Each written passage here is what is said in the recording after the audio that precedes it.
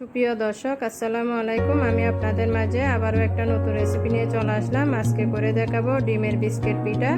খুবই সহজ, মাত্র 3টা উপকরণ দিয়ে কিন্তু এই পিঠাটা সহজভাবে তৈরি করা যায়। আশা করি আপনাদের কাছেও ভালো লাগবে। খেতে কিন্তু খুবই মজা হয়। তেল দিয়ে ফ্রাই করলেও কিন্তু পিঠার গায়ে কোনো প্রকার তেলটা লেগে থাকে না। আশা করি আপনাদের কাছে ভালো লাগবে। ভালো লাগলে একটা লাইক দিয়ে দিবেন আর আমার চ্যানেলটা সাবস্ক্রাইব করে পাশে থাকবেন। চলুন তাহলে রেসিপিটা শুরু করা যাক। দেখুন, আমি কিন্তু একটা মিক্সিং বল নিয়ে নিয়েছি। এখন এর মধ্যে আমি দিয়ে দিব 3টা ডিম। দেখুন, আমি 3টা ডিম নিয়ে নিয়েছি। নর্মাল তাপমাত্রা থাকা দিয়ে দিলাম। ডিমগুলো আমি দেওয়ার পর এখন এর মধ্যে আমি দিয়ে দিব 1 কাপ পরিমাণ চিনি। এখানে কিন্তু আইসিং সুগার দেওয়া যাবে না, চিনিটাই দিতে হবে। দেওয়ার পর এখন আমি একটা হ্যান্ড উইক্স নিব। হ্যান্ড উইক্সের সাহায্যে ভালো করে চিনিটা ডিমটা একসাথে ভালো করে মিক্স করে নিতে হবে। এখন আমি স্বাদ মতো লবণ দিয়ে দিচ্ছি। দিয়ে দিলাম লবণটা। দেওয়ার পর ভালো করে কিন্তু মিক্স করে নিতে হবে হ্যান্ড উইক্সের সাহায্যে। এখানে কোনো প্রকার ইলেকট্রিক বিটার ইউজ করা যাবে না। এভাবে কিন্তু ডিমের সাথে চিনিটা ভালো করে মিক্স করতে হবে, অনবরত নেড়ে চেড়ে। দেখুন, আমি কিন্তু মিক্স করে নিচ্ছি ভালো করে, যাতে চিনির দানাদার অবশিষ্ট অংশগুলা একদম মিক্স হয়ে যায় ভালো করে ডিমের সাথে।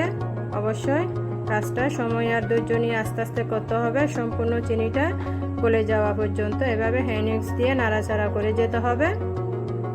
দেখুন, অনেকটা কিন্তু হয়ে গেছে। এর মধ্যে এখন দিয়ে দিচ্ছি 1/4 চা চামচের মতো ভ্যানিলা এসেন্স। আপনারা এই পর্যায়ে এলাচ গুঁড়াও দিতে পারেন, তবে দিলে একটা ডিমের যে এক্সট্রা স্মেল আছে ওইটা আর থাকবে না। সে কারণে কিন্তু এসেন্সটা বা এলাচ গুঁড়াটা দেওয়া চেষ্টা করবেন দেওয়ার জন্য। দেওয়ার পর আমি কিন্তু ভালো করে আবার হ্যান্ড উইক্স দিয়ে মিক্স করে নিচ্ছি চিনি আর ডিমটা। দেখুন, অনেকটা কিন্তু গলে গিয়েছে এভাবে। দেখুন, ভালো করে আমার ডিমটা মিক্স করা হয়ে গেছে, চিনি আর ডিম। আমি আপনাদের একটু দেখিয়ে দিলাম ঘনত্বটা কেমন হয়েছে, একদম পাতলা। দেখুন, এখন এই পর্যায়ে আমি দিয়ে দিব ময়দা। এখানে আমি 3 কাপ ময়দা নিয়েছি। মেজারমেন্ট কাপ দিয়ে মেপে 3টা ডিমের জন্য 3 কাপ ময়দা নিয়েছি। আমি কিন্তু একসাথে দিতে যাব না, অল্প অল্প দিয়ে আমি ডোটা তৈরি করে নিব। কতটুকু ময়দা লাগবে সেই পর্যায়ে কিন্তু আমি অ্যাড করব। দেখুন, আমি অল্প অল্প দিয়ে কিন্তু হ্যান্ড উইক্স দিয়ে এভাবে নেড়ে চেড়ে কিন্তু ডোটা তৈরি করে নিব। এর মধ্যে এখন দিয়ে দিচ্ছি 1/2 কাপ পরিমাণ গুঁড়া দুধ। এ পর্যায়ে কিন্তু গুঁড়া দুধ দিতে হবে, তরল দুধ দেওয়া যাবে না। অবশ্যই খেয়াল রাখবেন গুঁড়া দুধটাই দিতে হবে। সবগুলা ময়দায় কিন্তু আমি দিয়ে দিয়েছি। দেখুন, সবগুলা 3 কাপ ময়দায় কিন্তু আমার লেগেছে। এভাবে দিয়ে কিন্তু এখন হ্যান্ড উইক্স দিয়ে কিন্তু নাড়াচাড়া পর আবার হাত দিয়ে করতে হবে। এখন আমি হাত দিয়ে ভালো করে ডোটা কিন্তু তৈরি করে নিচ্ছি। দেখুন, পারফেক্টভাবে একটা ডো তৈরি করতে হবে, শক্ত, যেভাবে কিন্তু রুটি পাউডার ডো তৈরি করে তাকে আমরা সাধারণত, তার চেয়ে কিন্তু একটু শক্ত ডোটা তৈরি করতে হবে। এভাবে আস্তে আস্তে করে হাত দিয়ে ভালো করে মতে কিন্তু ডোটা তৈরি করে নিতে হবে। দেখুন, স্মুথ আর সুন্দর একটা ডো তৈরি করে নিতে হবে। দেখুন, ডোটা কিন্তু পারফেক্টভাবে তৈরি করা হয়ে গেছে, স্মুথ একদম। অনেকটা একটু শক্ত হয়েছে রুটি পাউডার ডো থেকে। দেখুন, হাত দিয়ে একটু তেল লাগিয়ে দিচ্ছি যাতে উপরটা ড্রাই না হয়ে যায়। তার জন্য এভাবে কিন্তু আমি তেলটা লাগিয়ে 10 মিনিট থেকে 15 মিনিটের মতো এক সাইডে রেখে দিব, পরে একটা ঢাকনা দিয়ে। দেখুন, 10 মিনিট পর ফিরে আসছে আমি। ডোটা কতটা বরাবর সেট হয়ে গেছে আপনারা হয়তো দেখে বুঝতে পারবেন। এখন আমি কাউন্টারে নিয়ে একটু ডোটা মতে নিব ভালো করে, আর একটু কাউন্টারে একটু তেল লাগিয়ে দিব, যাতে এখানে কোনো প্রকার ময়দা ইউজ করা যাবে না। তেলটাই দিতে হবে সুন্দরভাবে, যাতে ডোটা বেলা যায়। তার জন্য কিন্তু তেলটা দিতে হবে একটু সামান্য পরিমাণ। এখন আমি একটু ভালো করে মতে নিচ্ছি এভাবে, যাতে একদম স্মুথ হয় ডোটা। মেখে নেওয়ার পর আমি একটা রোলের শেপ দিয়ে দিব। দেওয়ার পর আমি একটা নাইফের সাহায্যে কিন্তু ডোটা ভাগ করে নিব, কয়েকটা ভাগে ভাগ করব। এভাবে করে একটা শেপ দিতে হবে। দেখুন, এভাবে একটা লম্বাটে শেপ দিয়ে দিয়েছি। এখন আমি একটা নাইফ দিয়ে কেটে নিব। আমি একটু তেল লাগিয়ে দিলাম নাইফের গায়ে, যাতে ডোটা ভালোভাবে কাটা যায়, ডোটা লেগে না যায়। এখন আমি কেটে নিচ্ছি। দেখুন, এভাবে আমি কয়েকটা লেচি কেটে নিব। আপনারা আপনাদের পছন্দ অনুযায়ী কেটে নিতে পারেন, তবে একটু বড় করে কাটতে হবে, যেহেতু একটু মোটা রুটি বেলতে হবে। তার জন্য এখন আমি সবগুলা রেখে দিচ্ছি, একটা অংশ রেখে দিব, দিয়ে আমি কিন্তু একটা রুটি বেলে নিব। দেখুন কাউন্টারে নিয়ে এভাবে একটু হাতে মধ্যে আমি আবার একটা রুটি শেপ দিয়ে দিব। আমি এখন একটা বেলুন নিব, বেলুনতে একটু তেল লাগিয়ে দিচ্ছি যাতে ভালোভাবে রুটি বেলার সময় কোনো সমস্যা না হয়, তার জন্য এখন আমি সুন্দর করে রুটিটা বেলে নিব। এভাবে কিন্তু হাত দিয়ে একটু চেপে দিতে হবে। দেখুন কত সুন্দর স্মুথভাবে কিন্তু ডোটা পারফেক্ট হয়েছে, কোনো দিক দিয়ে কিন্তু পাতল সৃষ্টি হয় নাই, আপনারা হয়তো দেখে বুঝতে পারবেন স্ক্রিনে। এভাবে আমি মোটাটা একটা রুটি বেলে নিচ্ছি। একদম পাতলা করা যাবে না, রুটি কিন্তু মোটাই রাখতে হবে, যেহেতু বিস্কিট শেপ দিব আমরা, তার জন্য। দেখুন আমি আপনাদের একটু দেখিয়ে দিব রুটি কত মোটা রেখেছি আমি। এভাবে কিন্তু সুন্দর করে রুটিটা বেলে নিতে হবে। দেখুন আমি আপনাদের দেখিয়ে দিচ্ছি কতটুকু মোটা রেখেছি। সব দিক দিয়ে কিন্তু সমানভাবে রাখতে হবে, এক জায়গায় পাতলা বা মোটা এভাবে হবে না, সব দিক দিয়ে সমান রাখতে হবে। এভাবেই করে এখন আমি শেপ দিয়ে কেটে নিব। দেখুন আপনারা যে কোনো শেপ করতে পারেন। আমি কিন্তু একটা বয়মের ক্যাপ নিয়েছি, এখন এর মধ্যে একটু তেল লাগিয়ে নিব। এইভাবে আমি কিন্তু ক্যাপটা দিয়ে ভালো করে কেটে নিব গোল শেপ করে। দেন আমি এরপর ফ্লাওয়ার শেপ দিয়ে দিব। দেখতে পারবেন খুব ইজিভাবে কাজটা কিন্তু করা যায়। এভাবে কিন্তু একটু চাপ দিয়ে গোল রুটিটা কিন্তু কাটতে হবে। দেখুন এভাবে কাটলে কিন্তু সব রুটি সমান হয়। এখন অবশিষ্ট অংশটা আমি নিয়ে নিচ্ছি, আস্তে আস্তে নিতে হবে যাতে ছিঁড়ে না যায়। দেখুন এভাবে কাজটা আস্তে আস্তে করে অবশিষ্ট অংশটা নিয়ে ফেলতে হবে। এটা দিয়ে কিন্তু ফেলা যাবে না, এটা দিয়ে আমরা আবারও পরবর্তী ডো তৈরি করে নিতে পারবো অবশিষ্ট অংশটা দিয়ে। এখন আমি আপনাদের একটা দেখিয়ে দিচ্ছি কিভাবে আমি ডিজাইনটা করতেছি, আপনারা হয়তো দেখে নেবেন বুঝে, বলার কিছু নেই। দেখুন একটা পাশ নিয়ে এসে আমি জয়েন করে দিলাম, সেমভাবে একটু হালকা হাতে প্রেস করলাম। এভাবে অপর সাইডটাও কিন্তু এভাবে জয়েন করে দিতে হবে। দেখুন সুন্দর একটা ফুলের শেপে চলে আসছে, দেখতে অনেকটাই সিমের ফুলের মতোই লাগতেছে। এভাবে করে কিন্তু আমি সবগুলো বানিয়ে নিব। দেখুন কতটা সুন্দর হয়েছে, একদম ইজিভাবে হয়ে গেছে। আমি আপনাদের আবারও একটা দেখিয়ে দিচ্ছি আপনাদের সুবিধার জন্য। দেখুন সেমভাবে আবারও জয়েন দিয়ে দিলাম, একটু প্রেস করে দিলাম, আবারও অপর সাইডটা এভাবে জয়েন করে দিচ্ছি, আবারও প্রেস করে দিলাম হালকা হাতে। খুব সুন্দর করে একটা আবারও সুন্দর শেপে চলে আসছে, কত সুন্দর হয়েছে দেখতেই পাচ্ছেন। আশা করি আপনাদের কাছে ভালো লাগবে, এভাবে কিন্তু ইজিভাবে তৈরি করতে পারেন।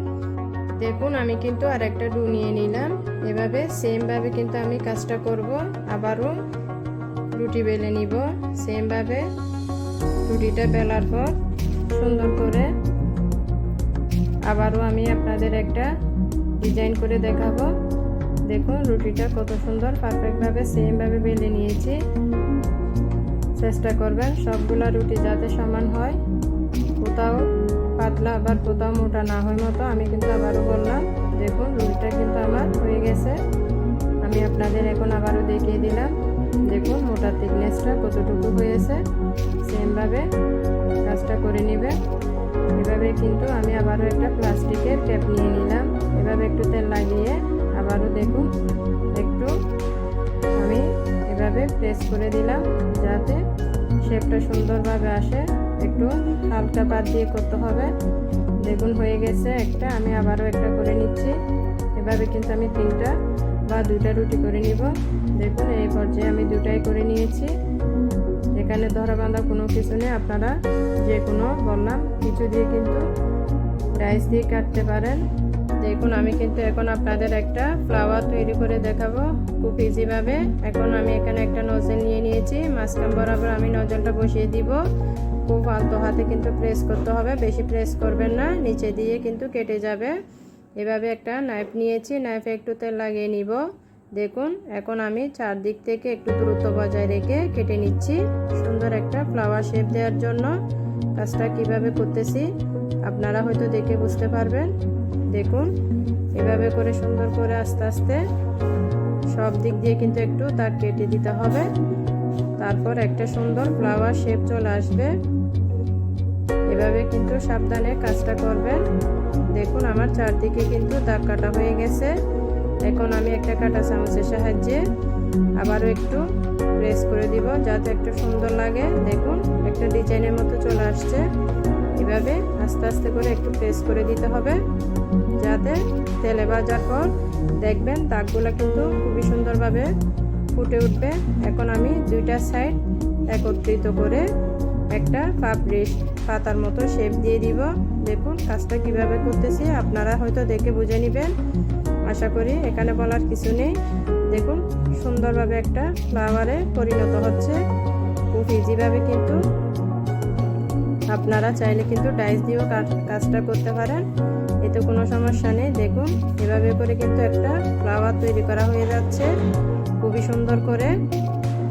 দেখুন সব পাপড়িগুলো কিন্তু আমি একটু দুই পাশ থেকে এনে এভাবে চেপে দিলে একটা ফুল তৈরি করা হয়ে গেল খুবই ইজিভাবে। কতটা সুন্দর লাগতেছে আপনারা হয়তো দেখে বুঝতে পারবেন। এখন আমি এভাবে নিয়ে একটা প্লেটে রেখে দিব। দেখুন কতটা সুন্দর লাগতেছে ফ্লাওয়ারটা। এখন আমি আর একটা করে দেখাবো। আবারও একটা ডু নিয়ে নিলাম। দেখুন ডুটা কিন্তু আমি বেলে নিব আবারও সেমভাবে, আগে যেভাবে করেছিলাম সবগুলো কিন্তু এভাবে করতে হবে। আবারও একটা রুটি বেলে নিচ্ছি। এভাবে মোটা থিকনেস কিন্তু সেম রাখতে হবে, মোটা বা পাতলা করা যাবে না। আমি কিন্তু আবারও বললাম। দেখুন হয়ে গেছে রুটিটা সুন্দরভাবে আগের মতো সুন্দর একটা রুটি তৈরি করা হয়ে গেছে। আমি আবারও দেখিয়ে দিলাম আপনাদেরকে। দেখুন সেমভাবে এখন আমি আপনাদেরকে আবারও একটা কেটে ফ্লাওয়ার শেপ সেমভাবে শেপটা দিয়ে কিন্তু কেটে আরেকটা নতুন ডিজাইনের কিন্তু করে দেখাচ্ছি। সেম কিছুটাই জাস্ট ওখানে কাঁটা চামচ ইউজ করা হয় নাই।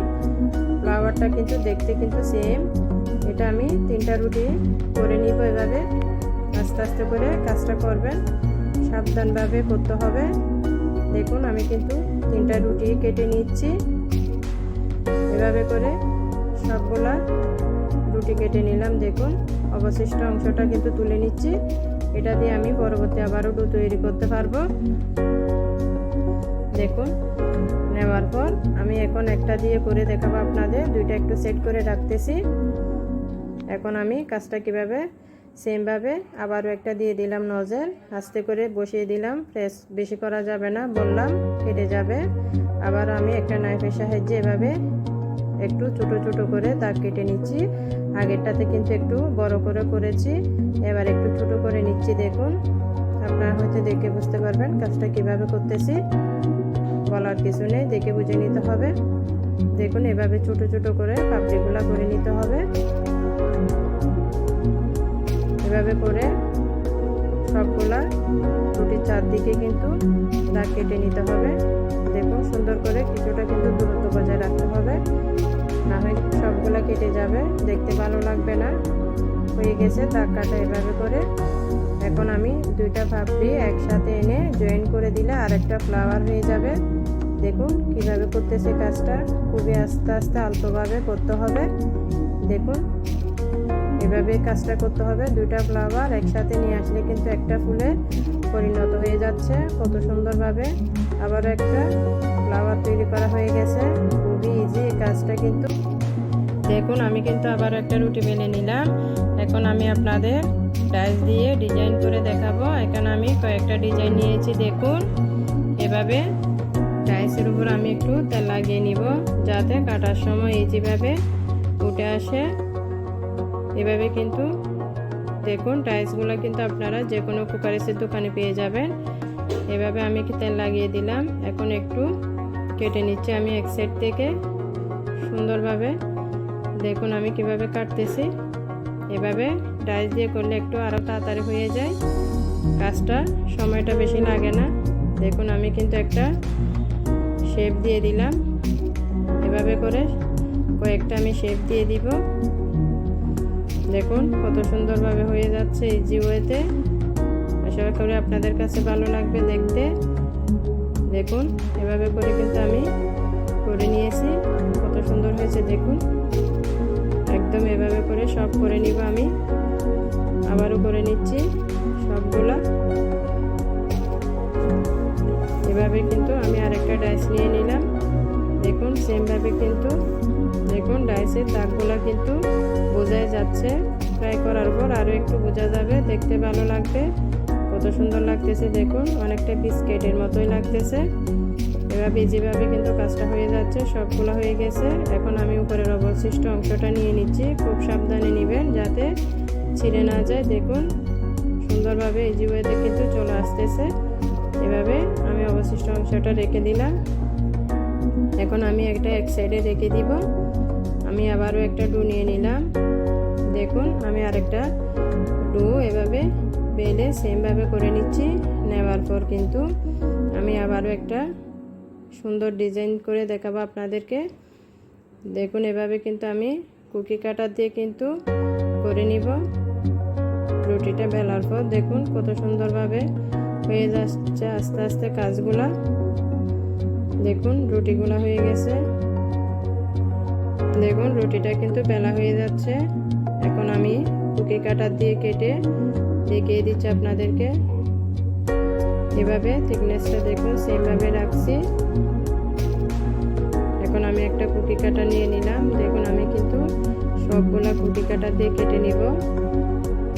দেখতে কিন্তু সম্পূর্ণ বিস্কিটের মতোই লাগবে।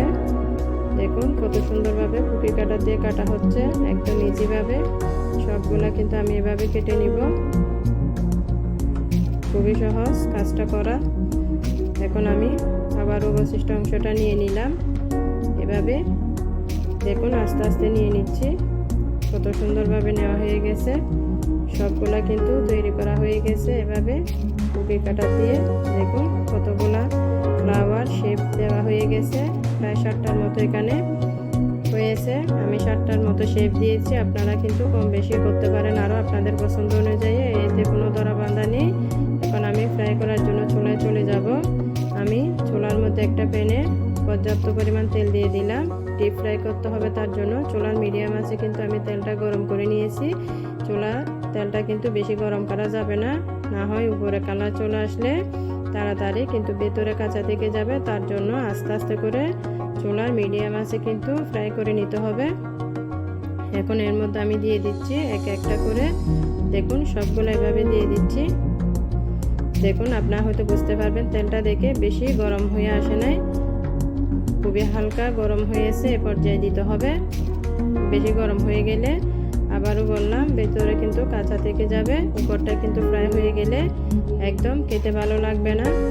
এভাবে আস্তে আস্তে সময় আর ধৈর্য নিয়ে কিন্তু বেছে নিতে হবে। দেখুন তেলের মধ্যে অনেকগুলা বাবলস চলে আসছে। এখন আস্তে আস্তে করে সবগুলো আমি এভাবে ভেজে নিব। এখন আমি হাতলটা ধরে একটু তুলিয়ে দিব। এই পর্যায়ে কোনো পেঁচুলা দেওয়া যাবে না, না হয় ফ্লাওয়ারের শেপগুলো নষ্ট হয়ে যাবে। তার জন্য একটু হাতলটা ধরিয়ে তুলিয়ে দিলাম যাতে তেলটা চারদিকে ভালোভাবে লেগে যায়।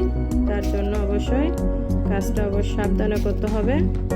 দেখুন অনেকটা কিন্তু বাবলস চলে আসছে উপরে। পিঠাগুলো কিন্তু আস্তে আস্তে উপরে চলে আসতেছে।